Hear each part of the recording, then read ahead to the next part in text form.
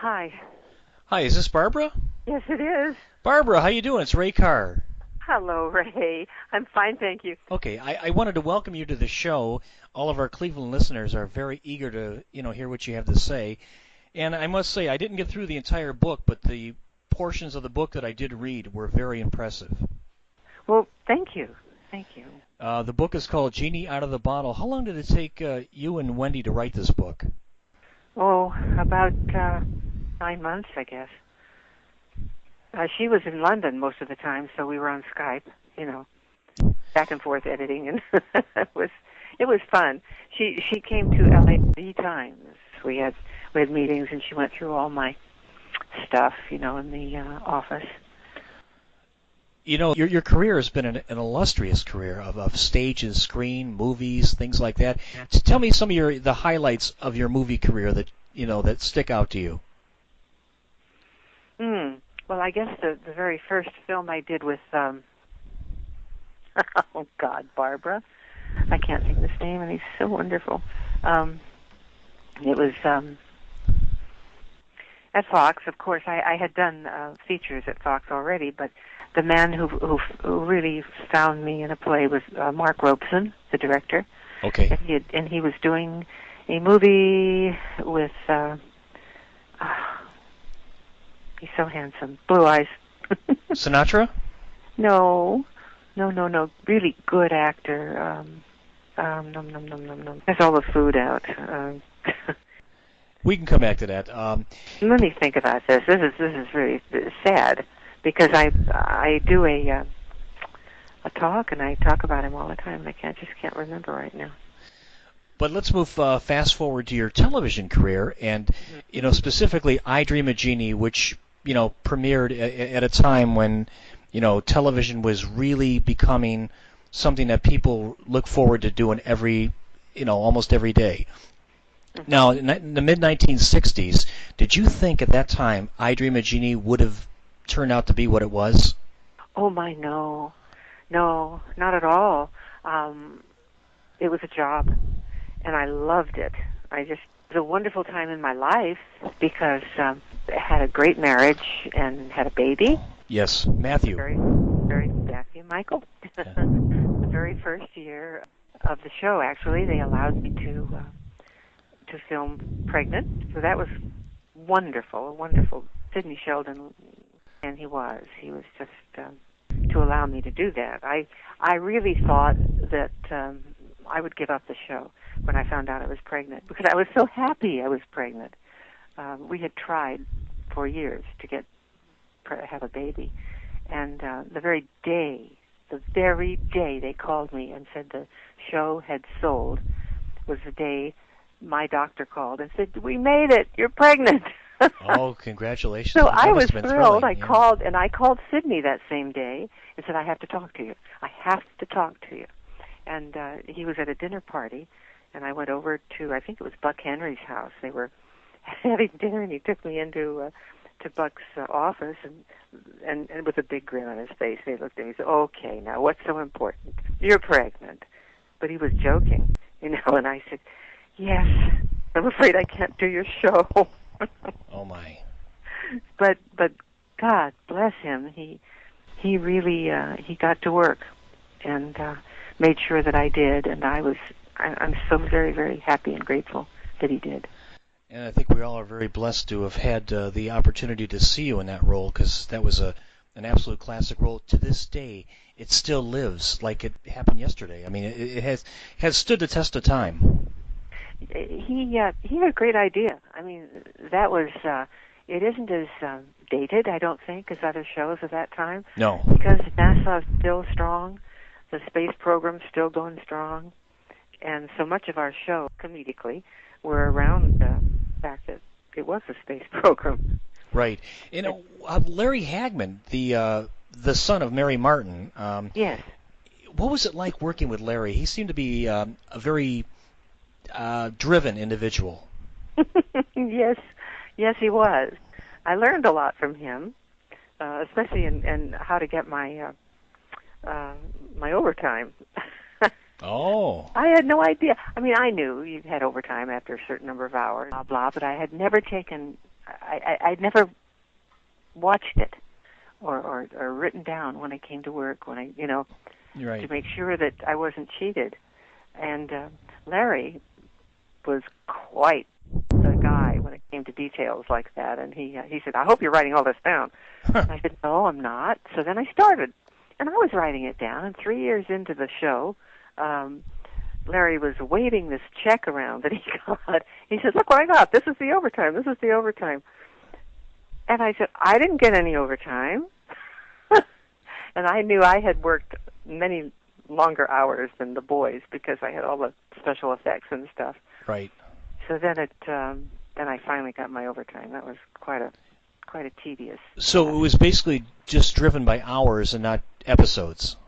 Hours, yes. How many hours in a day? It still is, I believe. Yeah, you have to have a certain number of breaks, and you have to have lunch at a certain time, and quite often I would only have a half-hour lunch because I had to come back and either have a hair change or all this doodah stuff women have to do, and especially Jeannie's. Yes. Did you ever really think you're going to fit in the bottle? I mean, everybody wants me to ask you that question. I mean, what was it like, the scenes when you had to go in the bottle? It was fun. I went right back to my childhood. When I was a child, I used to make doll houses out of orange crates. Are you old enough to remember the wooden orange crate? Oh yeah. Yeah. Well, I'd go to the market and I'd get an orange crate and I'd make a dollhouse out of it.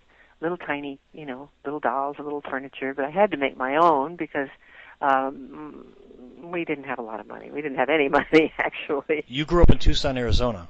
No, I grew up in San Francisco. Oh, San Francisco. I'm sorry. I was born in Tucson. But, right, born in Tucson. But my family really is from San Francisco. They've been there since the 1800s. And Grandpa went broke during the Depression. That's what happened. Oh, okay. and he in Texas. So I lived with my grandma and grandpa for a while in El Paso when I was 3, 4, and then I joined my parents in San Francisco. So, doing the show I Dream of Jeannie, you had a lot of different costume changes. I mean, I'm sure you had to transform yourself into different, costumes. Was that difficult for you, or was that something that just became very natural? Oh, it wasn't difficult at all. I mean, it's just part of the job. You have so many really efficient people, and we did on the crew, that made it easy. I mean, it was taxing and it was time consuming, and you always have that little stress to not waste time because time is money on a movie set. Yeah. But no, they were wonderful. I just sort of stood there. Well, Barbara Eden, our special guest here on the Ray Carr Show, and Barbara, I was reading in the book that there was some tension between Larry Hagman and Sammy Davis Jr. Can you talk a little bit about that? Oh goodness. Yeah, that was very touchy. I don't know what happened. I don't know why they were so at odds with each other. But Larry, of course, they're both two very talented men. Let's put it that way. And both men had a lot of testosterone going on there. I understand. And Larry tried to tell Sammy how to act. Well, come on. This man has been doing this since he was 6 years old. Right.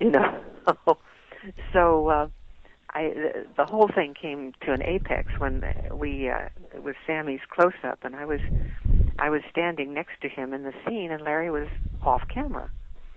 By off camera, I mean he was reading the lines to us. And we were to look at Larry. The camera would see that we were looking at Larry.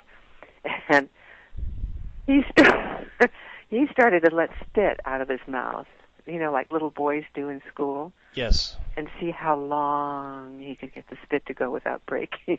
Oh, my God. Oh, it was terrible. It was terrible. It was just rotten. Like a kid in school being really rotten. And Sammy's trying to say his lines, and finally, with a roar, he came out of the shot. He said, "I'm going to kill you. I'm going to kill that guy." Oh, my Lord. I turned around and went back in my dressing room. I thought, I'm not going to stay around for this. How was that episode received by the public? I I think it was received very well. The public didn't know. Okay. There's so many things happened, behind closed doors. Yeah, yeah. How was it working with Hayden Rourke and some of the other cast members? Oh, Hayden Rourke. He was a delight. I just miss him every day. I miss Hayden. He was a gentleman. He was intelligent. He was savvy. He'd been in the business for years with the biggest stars. He had a great sense of humor. I think the powers that be that I was able to meet Hayden and work with him. He was that wonderful, wonderful, wonderful human being. Wow, that's great. Let me revert back a little bit. Before I Dream of Jeannie, there's a thing in page 92 of the book. This caught my eye. You first started working with Elvis on the set of Flaming Star, which was August 1st, 1960. What was that like working with the king of rock and roll? Wonderful. He was a very well brought up young man. He had good manners. I'd walk on the set and he'd immediately get me a chair. Oh, now, very nice. Actors don't do that. Mainly because they're tired themselves. It's not something you do. Maybe a crew member brings you a chair or you find your own chair. Yeah. But my husband, the minute I walk in a room, he stands up and he gets me a chair, and I expect it, but not on a movie set. And Elvis was Johnny on the spot, boy. Very considerate, very careful. Careful how I got up on a horse, and I appreciated it. He was there with his daddy. I believe his mother had passed away the year before. I'm not sure about the dates, but his daddy was there, and 3 young men who Elvis told me were his cousins. and I believed him. I thought they were his cousins, Later I found out they weren't. They're just friends, and they all played their guitars. And Elvis, between the scenes, would play and sing just lightly. It was very pleasant.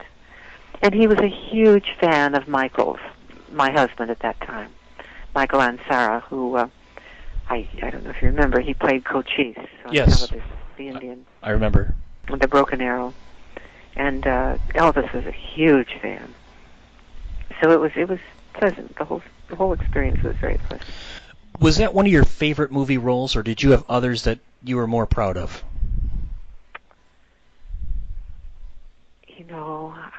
I can't answer that question.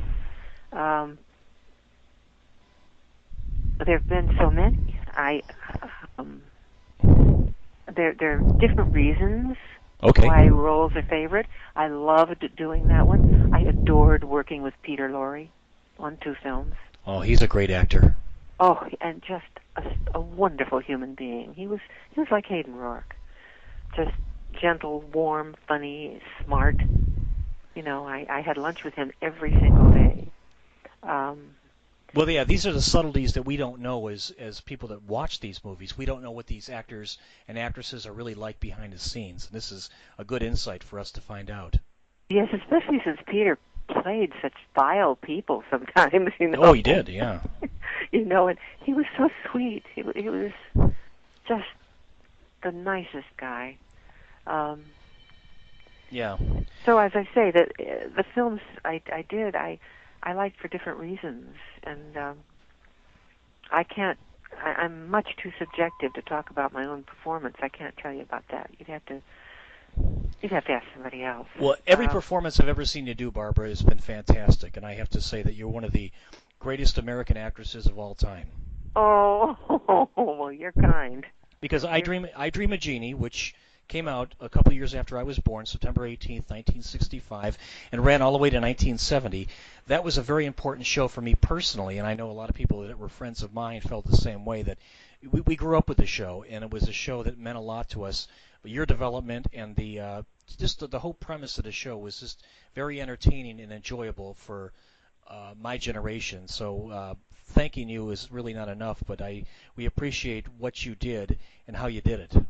Well, thank you. I enjoyed doing it, and I love hearing that people like it, and especially now when I'm away from it, I can look back at it and appreciate it a lot. At the time, I was working so hard, you can't really tell what's going on. Have you ever seen? I did a production of Kismet on television. I've never seen it. It was a special on ABC with Jose Ferrar, Anna Maria Alberghetti, and I loved doing that. And I can't seem to find a copy of it anywhere. It was in color. I have a black and white that Anna Maria had done from her television set, which isn't very clear, but it was, oh gosh, that I enjoyed doing a lot. Why did you enjoy that so much? Well, I sang in it. La Lume, it was a Broadway show, Kismet, and the part of La Lume is very rich and fun to play. She's sexy, she's funny, and she sings. So I liked it. I liked it a lot. Well, that's what really matters. If you enjoy what you do and you have a certain role that you feel comfortable in, this is what matters. You can look back on this and be very proud of it. Yeah, I think that's probably one that I'm very proud of. Is that one? Yeah, that one part. There was a movie I remember when I was in high school, Harper Valley PTA, which came out in 1978. Oh yes. Yeah, that was. I'm proud of that one. And Phil Borak, the man who produced it, I was so pleased because it was a little movie, a very small budget, and I think mostly his money, and he made a lot of money on it. It was quite successful in the theaters, It was. which surprised everyone because he didn't have any big backers. Well, the song was back in 1967 or 68, so it was like 10 years after the song was a hit. Oh yes, yeah. It was. Our special guest, Barbara Eden, here on the Ray Carr Show. Barbara, I also, the part of the show that I really enjoyed was the music. And some of the people that were composers on I Dream of Jeannie were Hugo Montenegro, Richard West, Nelson Riddle, Van Alexander, and Sonny Burke. Did you ever have any interaction with any of these people? Only Nelson Riddle, and that was not on Jeannie. It was, I'm trying to remember the show. It was one of the variety shows that I appeared on. Okay. And I sang, and he was conducting. And I don't remember which one it was. Nelson Riddle was one of the great composers of our time, and he's just did so many things. Especially with Sinatra. Oh my God! Yeah. One goes with the other. Sinatra and Nelson Riddle, they go together. Yeah. They really do.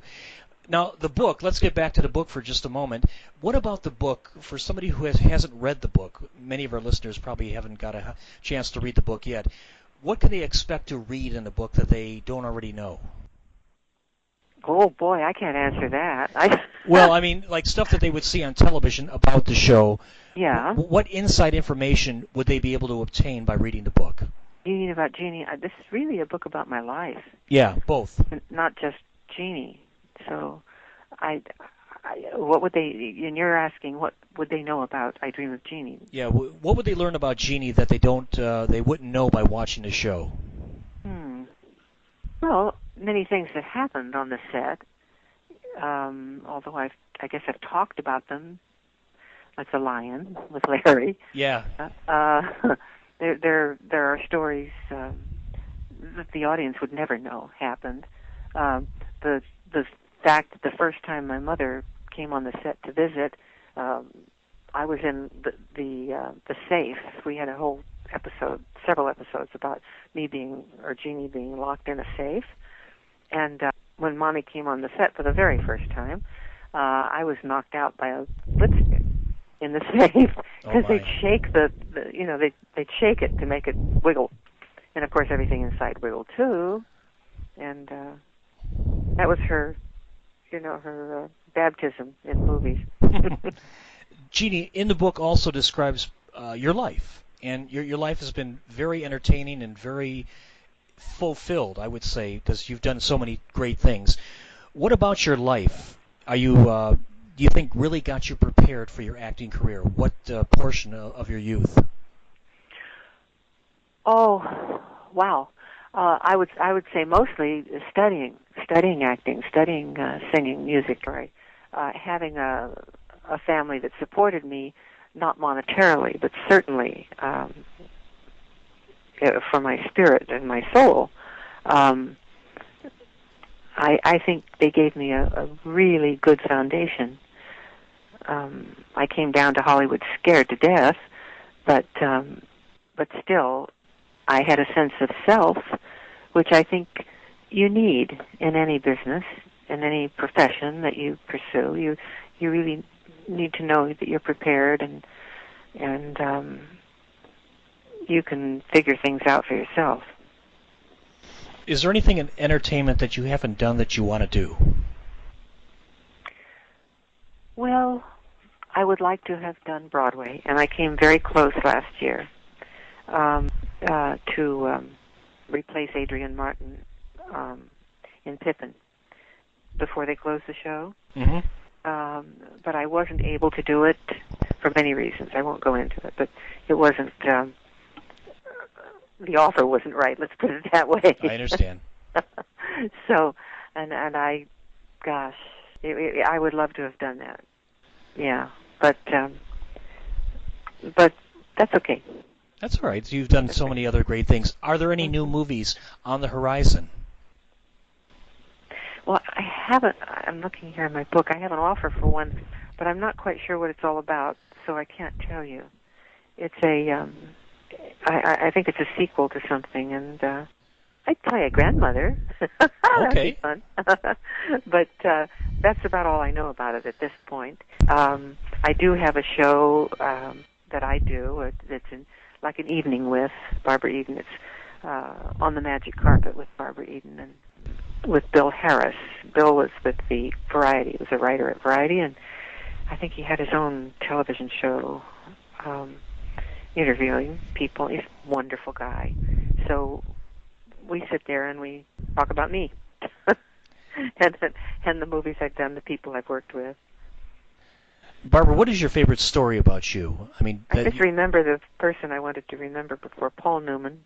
Oh, Paul, of course, he's from the Cleveland area. Yeah, I should not forget Paul Newman. No, it's not a name I should forget. No, Paul's one of the greatest. I remember Paul's first movie was The Silver Chalice back in the early 50s. Do you know, I was in school when he did that, and I had just started studying acting.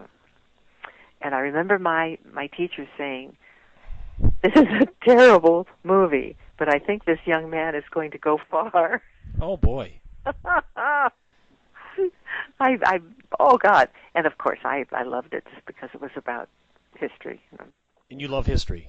Yeah. Well, Barbara, the book is going to do very well. From what I've read so far, I'm very impressed with it. Jeannie Out of the Bottle, which was written with Wendy Lee. Right. And I wish you the best with the book. Well, it's nice to talk to you. I enjoyed it. Well, great. I'm glad I remembered Paul's name. Yes, thank God. He actually grew up in Shaker Heights. Oh, for goodness sake. Did you get to he was a very, very kind to me. I was so nervous, because I'd only done one other movie at Fox at that time, and then here I was dancing with him and talking to him, and he was very good to me. That's good to hear. Mm-hmm. Do you ever get to Cleveland, or do you ever come by this area? Not a lot. I've changed planes in Cleveland. Is that where the Mike Douglas show was? Yes. Oh yeah, then I have copies of the Mike Douglas show because I co-hosted with him. Oh yeah. As a matter of fact, I was looking at one of them, and it just made my heart squeeze. It was the man Spock. Oh, Leonard Nimoy. Leonard, yes, was on the show, on one of the shows. I did, I think, 5 that week, and he was one of the guests, and he was, it just made me cry. Wonderful guy? Yeah, very nice. Wonderful. Very introspective kind of fellow, but...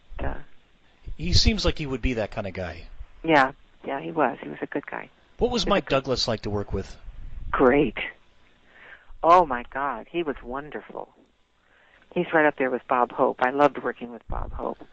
And Mike was the same. Everything was planned. Everything.